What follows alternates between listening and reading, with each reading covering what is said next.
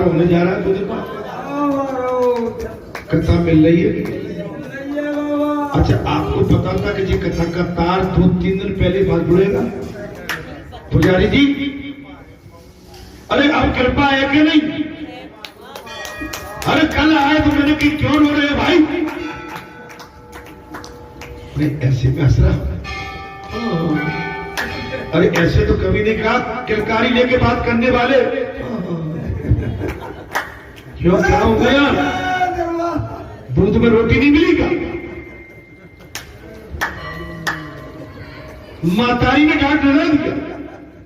अरे खुश रहो ना मेरे भाई, जी चलना तो कटौती में दो। आदमी को एनी टाइम खुश रहो, हमेशा आनंद दो और आनंद लो। ये आज जो भीड़ लगी है, ये भीड़ कल हमें मिलेगी कि नहीं पता नहीं। कभी अकेले रह के भी जीने की कला तो सीखो। अकेले में क्या है? राम भजा। जब राम को तुम अकेले में अपने पास बुला लोगे तो फिर भीड़ की भी आवश्यकता नहीं पड़ेगी। अरे ये संसार के लिए तुम रोते धोते हो, ये संसार की कोई आवश्यकता उसके सामने नहीं रहती। आज उन दासियों को तो देखो, 9 लाख का हार वापस कर बोले महारानी हमें तो गोद में लल्ला दे दो।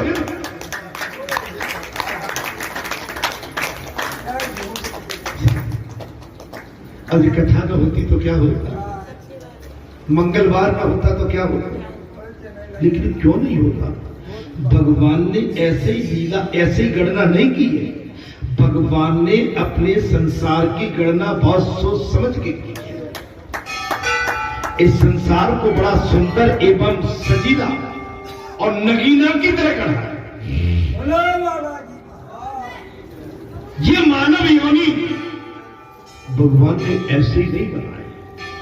आपकी बुद्धि काम कर रही है, हाथ काम कर रहे हैं, पैर काम कर रहे हैं, वाणी, आंख, कान, आपके सब अंदर पूरा सिस्टम है, भोजन का, पानी का, पाचन तंत्र है, और इसके अंदर मलमूत्र आपके शरीर में भरा कि नहीं भरा? दादियों भीतर जामे मलमूत्र भरा है कि नहीं भरा? लेकिन देखिए हम बिल्कुल नहा धो के आगे बोले मुझे है ही नहीं। अरे कभी गहराई से सोचो कि हमारे अंदर कितनी गंदगी, दुर्गंध भरी हुई है। उस दुर्गंध में परमात्मा यहाँ हृदय में वास करते हैं। भगवान की नासिका कितनी तीव्र गति की होती है। बात अगर अमेरिका में भी हो जाए तो भगवान की नाक यहाँ से अमेरिका की सुगंध को झल जाए। लेकिन वो स्वामी हमको जिंदा करने के लिए, चलाने के लिए, बताने के लिए हमारे शरीर में बैठ के वो भी बर्दाश्त कर रहा है। लेकिन हम तो सजग और जागृत होते ही नहीं। पुजारी जी कभी आपने कल्पना की है, आप प्रातःकाल दिशा मैदान को जाते होंगे, आप इस समय जो भाव में बैठे होंगे और इस समय स्वच्छ एवं सुंदर वातावरण को और दिशा मैदान में जब जाते होंगे, वो भाव क्या होता है? कितना गंदा होता है। अरे भाई बाबा, अब तुम भी को बाबा कहां ले गया भाई? मैं तो तुम्हें बता रहा हूं, समझा रहा हूं। हम आप स्वच्छ एवं सुंदर है ही नहीं। कोई शरीर से, गोरे काले से, आभूषण डालने से, कपड़े पहनने से सुंदर नहीं बन जाता। अरे सुंदर तो उसका मन और आचरण होना चाहिए।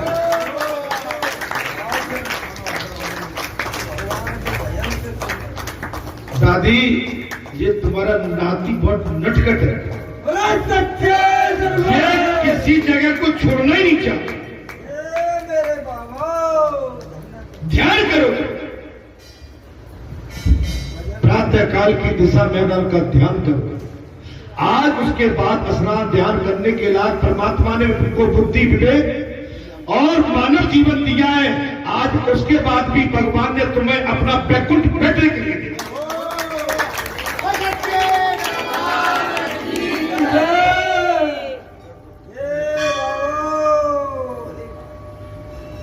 बाबा महाराज, गोरे गोरे नहीं, काले काले ही ठीक है। दोनों भगवानों ने सामने रूप में अवतार लिया।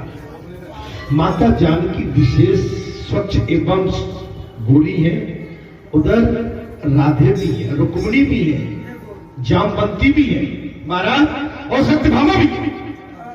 भगवान ने तीन के साथ भामर डाली है, जामवंती, सत्यभामा और रुक्मिणी।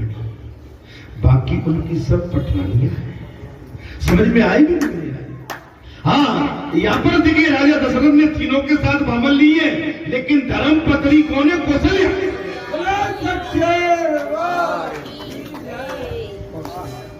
महाराज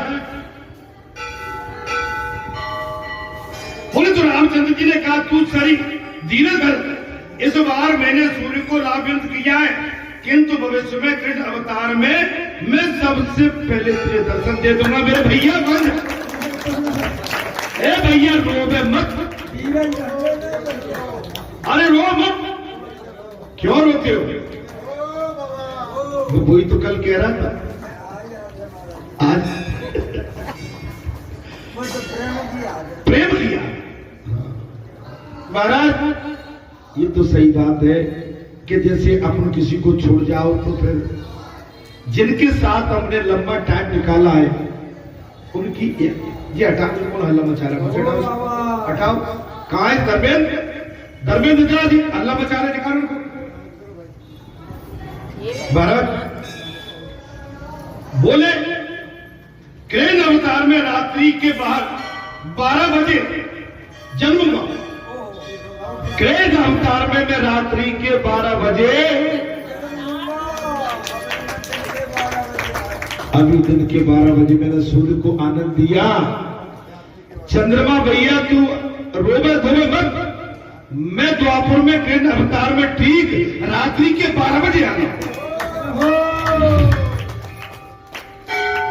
सो तुझे पूरा लाभ मिलेगा उस समय, और किसी को मिलेगा ही।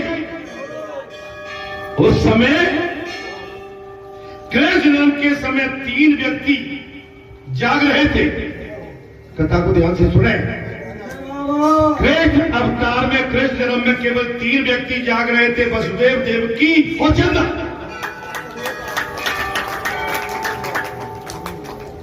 अपने भाग्य को सराहो महाराज। और धर्मेंद्र रात्रि में पहरा देता है, पूरा आनंद ले रहे हैं। तुम दोनों पुजारी भगवान के 24 घंटा में तुम्हारे चेहरे पे तो कलियां खिलना चाहिए। तुम्हारे चेहरा तो तुम्हारा रोम रोम किलकारी मार। दादी मैं गलत कह रहा हूं, अरे किलकारी मार। एक बार को तो भोजन भी न मिले महाराज, तो भी आपके चेहरे से, आपके रोम रोम से वो तेज निकले, जो देखने वालों को भी प्रकाशित करते हैं।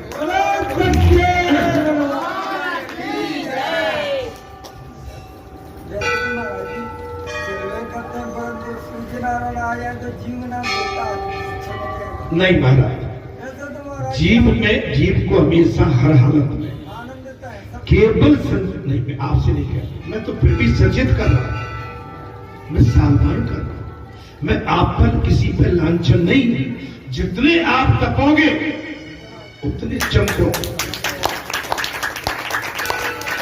मेरा क्या जाए, आपका धर्म कर्म आप हमारे सबके साथ कहना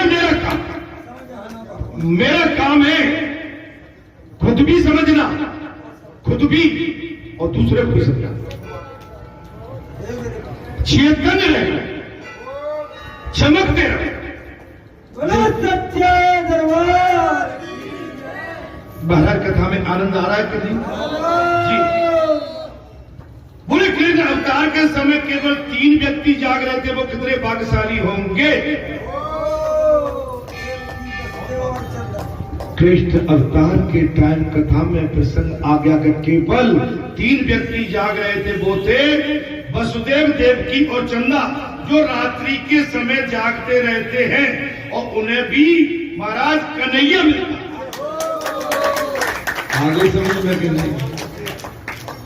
देखो अब कैसे खुश है गए और बालकों के ऐसे सुनते मेरा कोई तो खेल है।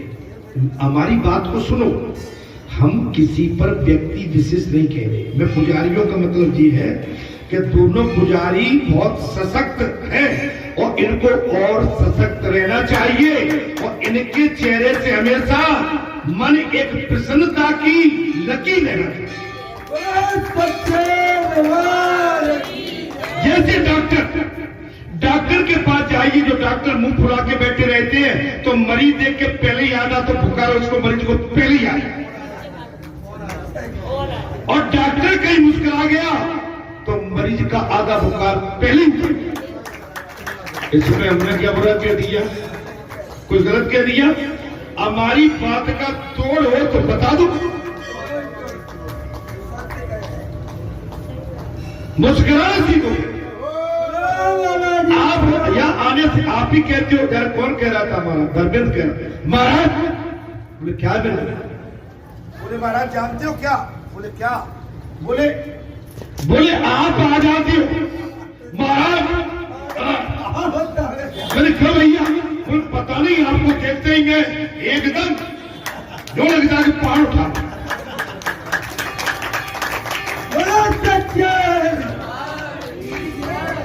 तो मैंने भैया हमको देखने से ऐसा लगता है तो बड़ी अच्छी बात है। उसने अच्छा ही उदाहरण दिया। ये जीवन में यही तो हमारी सबसे बड़ी विशेषता है। अपने माता पिता को देख के हमारे अंदर चौगनी ताकत आ जाती है। अपने महापुरुषों को देख के चौगनी ताकत आ जाती है। पंचों को देख के आज अभी इतना बड़ा काम होने जा रहा है, हम डेली चिंतन कर रहे हैं। अक्टूबर में कथा होने जा रही है, लेकिन विश्वास है हमारा पंच समाज, क्षेत्र समाज, अनंत स्थानों से जुड़े हुए मेरे प्रिय भक्त, अभिन्न भक्त सारे काम को संभाल ले जाएंगे, मुझे पता।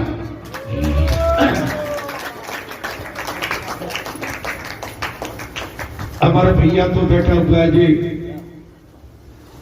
आखिरी भंडारे में जो आटा लगेगा उसने घोषणा पहले ही करके उसने तारियां देने जाने चाहिए। देने वालों की कमी नहीं है, हमें केवल सबको मिलकर कुछ करना है।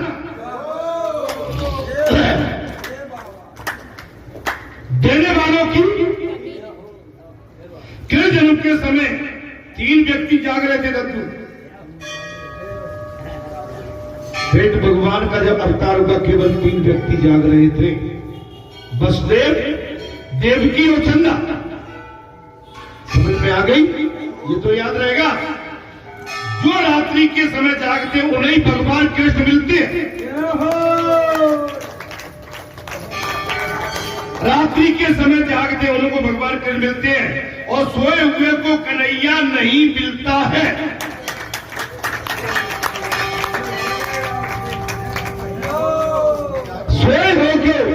सोए हुए को कन्हैया नहीं मिलता। जागने का अर्थ क्या है भारत?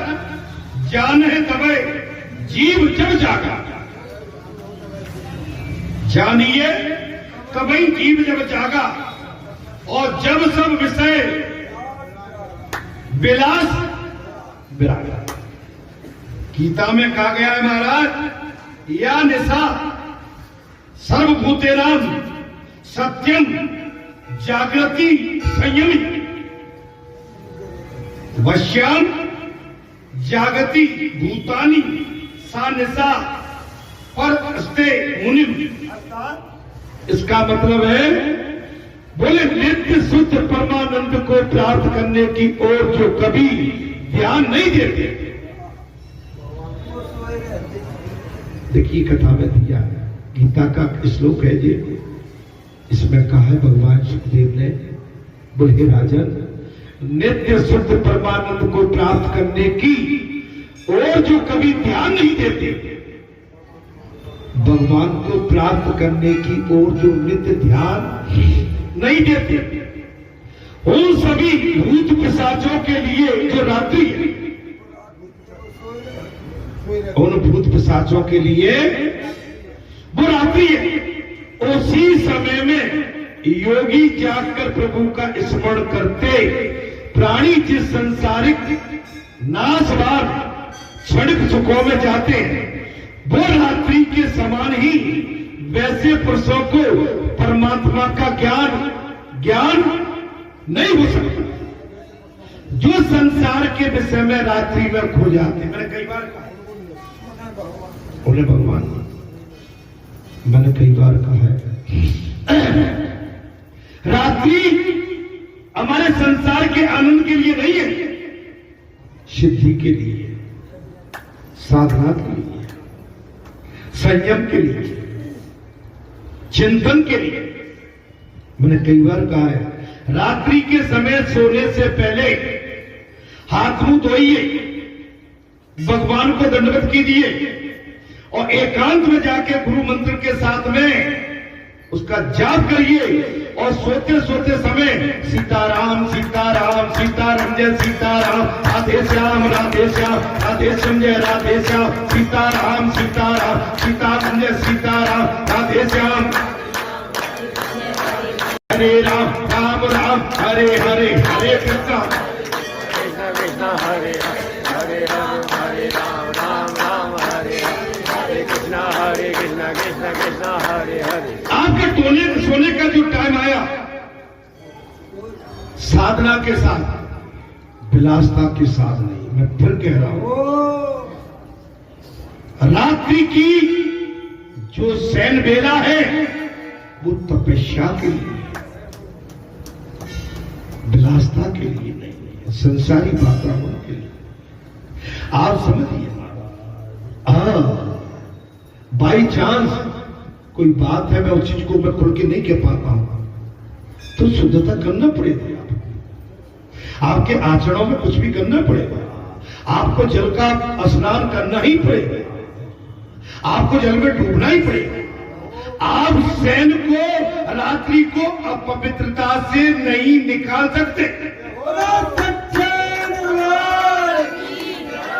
बुरा मत मानना, मैं क्लियर नहीं कर पाऊंगा।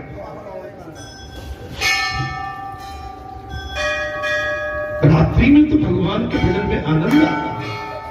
आप शाम को 9 बजे के बाद गुरु का ध्यान करते हुए अपनी पूजा के स्तर को नमन प्रणाम साष्टांग दंडवत करते हुए शयन बिस्तर पर शयन कक्ष में जाते हैं, वहां कुछ नहीं, आपका अलग वातावरण है, बिल्कुल एकदम बैठ गए और बढ़िया से गुरु का ध्यान करते हुए भजन किया। 5 मिनट 10 मिनट 2 मिनट आपका मन लगा उतने टाइम तक करिए, लेकिन संसार की ज्यादा को त्याग के आराम से सुना। आप जब सवेरे उठेंगे, आपका चेहरा खिला चमकता था। कैसे? ए मोड़ा, तेरी उम्र में तो हम बिल्कुल लट्टू की तरह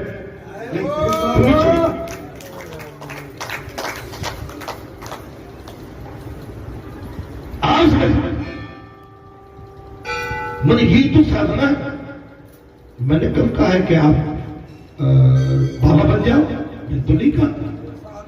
साधना करिए, मर्यादा में रहिए, आचरणों में परिपक्व रहिए। आचरण हमारे सबसे उत्तम होना चाहिए। अगर आचरण हमारे निर्मल नहीं है, कुछ भी नहीं है। रात्रि का मतलब ये नहीं है कि जो खाओ सो खा लो, जो पियो सो पी लो, नहीं। रात्रि भी हमारे लिए साधना का समय है। योग, वसुदेव देवकी की स्थिति तो देखो, संपत्ति, राज, संतान सब कुछ खिन्न भिन्न हो गया। कैसे रो रहे हो? अरे वसुदेव से सीख लो, जो परेशान होके कहते महाराज मर गए, कमाते बहुत है, बचता नहीं है, मर गए, मोड़ा नहीं मार रहा, कोई कहता पति नहीं मार रहा, कोई कुछ कहता है। अरे रोते क्यों हो? संयम रखो, साधना रखिए, आप भजन करिए पक्के मन से। बच्चों को आप पहले अच्छी सी सीख दीजिए। बच्चे नहीं मानते तो बच्चों के हाल पे छोड़िए। आप बच्चों के कारण अपने जीवन को संसार में क्यों घोलते हो? वही है वही जो राम रच रखा। ये वही राम ऐसे ही राम नहीं बन गए। राम ने 14 वर्ष तक तपस्या की थी, तब राम बना। मुनियों के साथ, सिद्धों के साथ, पशु पंछियों के साथ, संतों के साथ राम ने अपना 14 वर्ष का जीवन एक सन्यासी की तरह, ब्रह्मचारी की तरह अपना जीवन व्यतीत किया।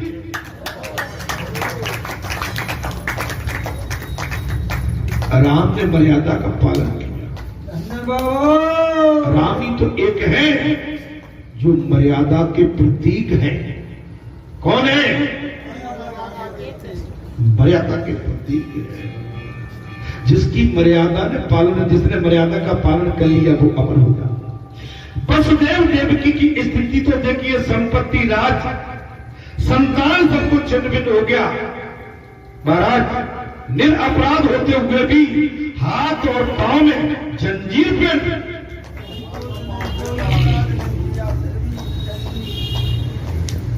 अगर आज के बाद फिर रोना धोना करोगे तो मैं नहीं जानूंगा। सुनिए, वसुदेव और देवकी के पास सब कुछ था, राजपाट सब कुछ, लेकिन निरपराध थे। कथा कह रही है निरपराध होते हुए भी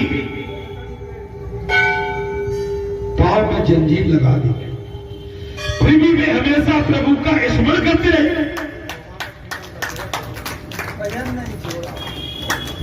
अब तो सुन ली क्या? हाँ, इसके बाद भी भगवान का छोड़ो। मैं वही तो आपसे कह रहा हूं, भगवान का भजन। अच्छा, भजन नहीं छोड़ोगे तो आपके हमारे चेहरे पर प्रसन्नता रहेगी, मुस्कुराते रहोगे, बुढ़ापे में भी चमकोगे। और संसार के सताए हुए अगर आपकी यौवन अवस्था है, उस समय भी फ्यूज उड़ा हुआ दिखेगा। अगर साधना पक्की है तो आपका चेहरा अपने आप बोलेगा कि लट्टू चमक रहा है।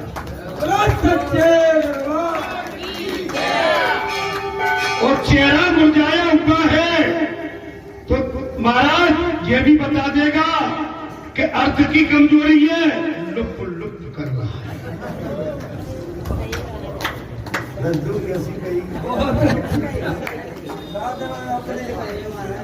साधना खाए पिए अपने आप दिखते हैं। हमने सवेरे कहे मोड़ो संजा को 2 दिना से दही बड़ा, ममोड़ा, सीरा, पूरी, खीर, मावा खूब ठोका हुआ और बैठिए लेटे लेटाए। ऐसा ही होता है। हाँ, ये बहुत पपैया खवाता है, खीर पपैया। हाँ, मन चेहरे पे जब तक चपटा नहीं रहेगी बोले भैया तब तक आनंद नहीं आता। ये संत भी मानो। अरे मेरा थोड़ा हंसाने का स्वभाव, मैं किसी पर आक्षेप नहीं लगा रहा हूं, मैं कान पकड़ लेता हूं इस बात। मेरा थोड़ा सा स्वभाव भी हंसना है। कैसा है महाराज? मैं खुद हंसता रहता हूं और सामने वाले को भी हंसाता ही।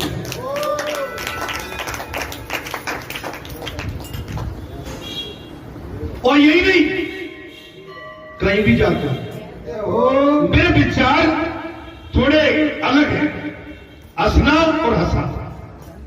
और सबसे बढ़िया से मिलना। मैं आपको एक ही चीज कहता हूं, अपने मन को प्रसन्न रखिए। बात आ गई महाराज, बालदेव जानकी की स्थिति तो देखो, संपत्ति, राज, सब कुछ होने के बाद भी फिर भी दुखी है और बेड़ी पड़ी दुखों से, निरपराध प्रभु का स्मरण कर रहे हैं। इसके बाद भी क्या कर रहे महाराज?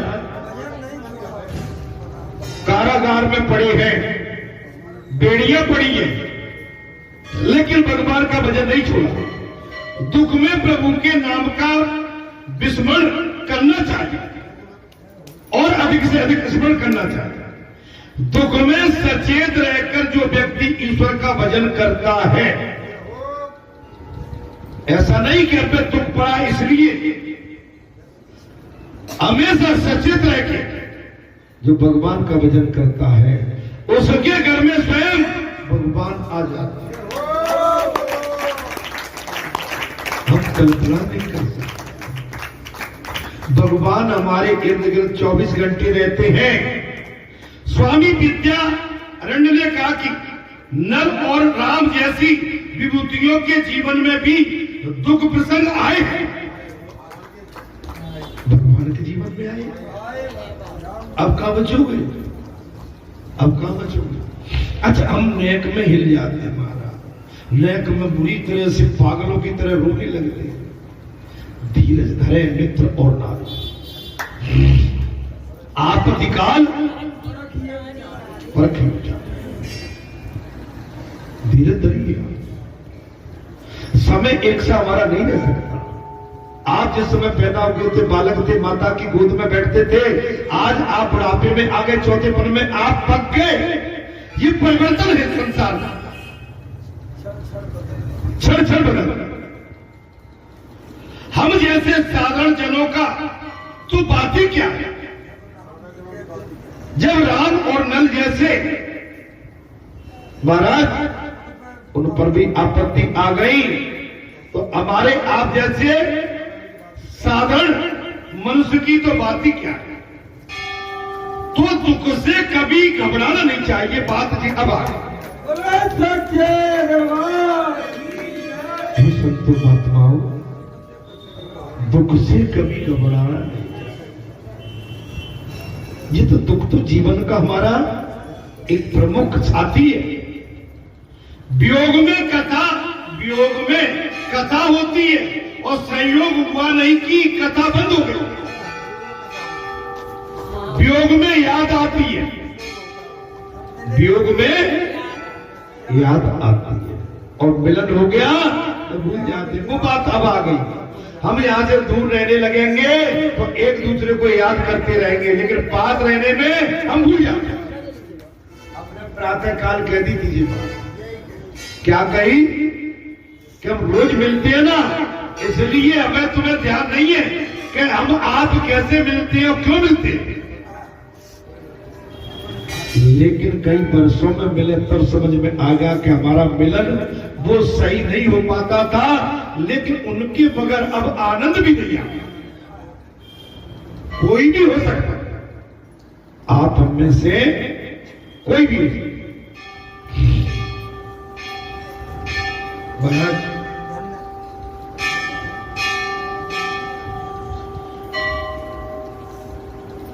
जब तक जीव का ईश्वर से प्रेम है तब तक कृष्ण कथा है।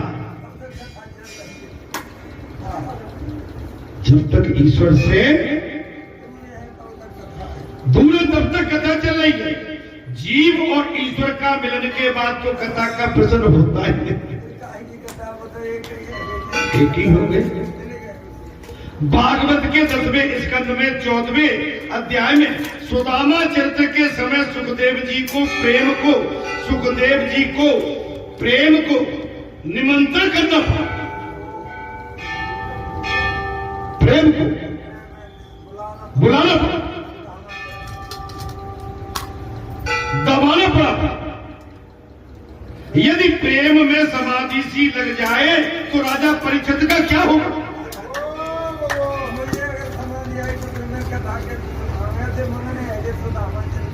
सुदामा चरित्र में भगवान श्री कृष्ण और सुदामा के चरित्र में भगवान सुखदेव इतने प्रेम मगन हो गए कि कथा बोलने से ही बंद होके और बिल्कुल स्थूल समाधि में बैठ गए।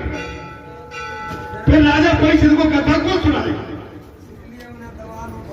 इसलिए प्रेम को दबाना पड़ा। दशरथ के बाल रूप, दशरथ ने जब भगवान का बाल रूप देखा तो उनका हृदय प्रेम से भरा आया। अयोध्या के राजा दशरथ और दशरथ के नंदन राम और राम की छवि को जब राजा दशरथ ने देखा तो हृदय से महाराज उनका प्रेम से हृदय भरा आया। दशरथ के आनंद का वर्णन तो सरस्वती भी उस समय का नहीं कर सकती। जिससे आनंद आता। जैसे आप भोजन कर रहे हैं, आपकी थाली में जो भोजन पहुंचा है और भोजन का रस और स्वाद आप ले रहे हैं, तो आपके उस भोजन के स्वाद रस का आनंद आप जानते हैं, हम नहीं जानते। ऐसे ही उस समय का वातावरण क्या हो गया महाराज कि राजा दशरथ के आंगन में भगवान श्री रघुनाथ का अवतार होना और दर्शन करने के बाद राजा दशरथ का भगवान से अनुराग और प्रेम का बंधन होना, भगवान का उस समय दशरथ का मिलन जो हो रहा है, उस समय यदि सरस्वती मैया भी चाहे तो उस समय की बात का वर्णन नहीं कर पाएगा। हे संतो महात्माओं, ये आपके हमारे बीच की भी बात है। आप बालाजी धाम में आए, इस समय बालाजी की जो कथा चल रही है, भगवान राम की जो कथा चल रही है, आपका इस कथा के प्रति कितना प्रेम, कितनी आतुरता, व्याकुलता है, और आप कथा को कितने भाव से अपने कानों के माध्यम से श्रवण पार करके इसके रस का महाराज आनंद उठा रहे हैं। ये केवल आप ही जानते हैं कौन कितना उठा रहा है, ये केवल भगवान जानते हैं, या फिर आप जितने भी बैठे हैं वो जानते हैं। और वो भी सभी के भाव का नहीं, अपने अपने भाव का। समझ में आ रही महाराज? कथा तो बहुत है, मैं कथा पढ़ के सुना दूं, मैं उदाहरण के साथ दे रहा हूं। आज के इस आनंद का अनुभव आप कैसे कर पा रहे हैं, ये आप ही जान सकते हैं। भगवान सुखदेव ने कह दिया, पिता पुत्र की दृष्टि जंगली। हे राजन, पिता पुत्र, पिता कौन है? दशरथ। पुत्र कौन है? राम। राम कौन है? ब्रह्म। क्या बात, राम कौन है? ब्रह्म। हे राजन, जब पिता पुत्र की दृष्टि का मिलन हुआ, बालक हंसती है, राम जी हंसती है।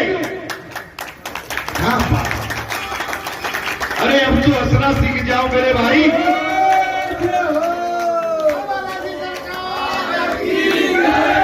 दांत टूट भी गए हो तो निकाल दो बात।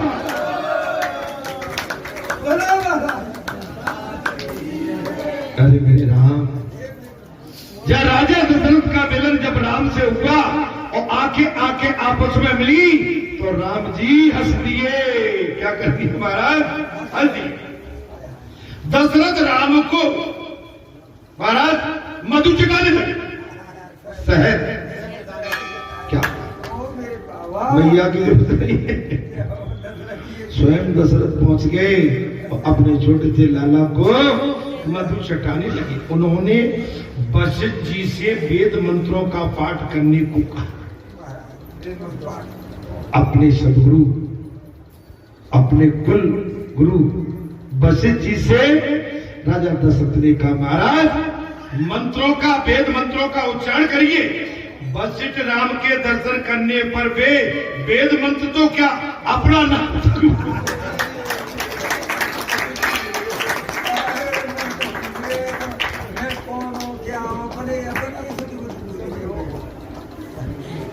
है। पुजारी जी,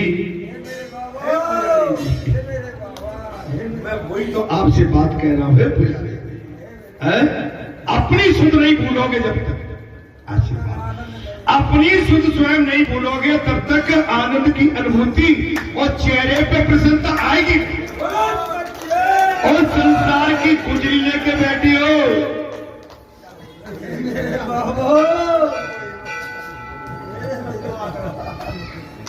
संसार के पूरे भैया, जैसे कोई कुछ आ जाता है, जब कोई बात हो गई, अगर बात नहीं बनी तो आप समझो आदमी कितना कलाकार हो गया।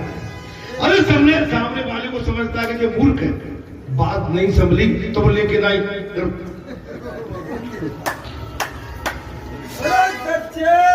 लेकिन देखने वाला, समझने वाला, आजकल एक सिस्टम और हो गया, फोन आए या ना आए लेकिन कान से, और कोई